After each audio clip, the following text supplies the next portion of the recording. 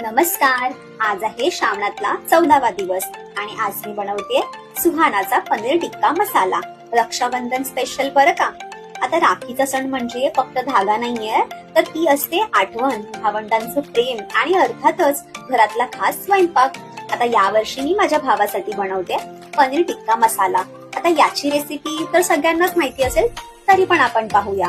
एका कढईमध्ये मी तेल ऍड केलंय आणि त्यामध्ये 4 टोमॅटोची प्युरी ऍड केली आहे. मग आपला सुहानाचा जो मसाला आहे तो दुधामध्ये मिक्स करून घेतलाय आणि तो ह्याच्यात ऍड केलाय. आणि इकडे मी 250 ग्रॅम पनीर ऍड केलंय. छान सगळं एकत्र करून घेतलंय आणि वरती फ्रेश क्रीम ऍड केली आहे आणि गार्निशिंग साठी कस्तुरी मेथी ऍड केली आहे. मग काय, इकडे आपला सुहानाचा पनीर टिक्का मसाला रेडी झालेला आहे. एन्जॉय करा आणि मला कमेंट मध्ये नक्की सांगा.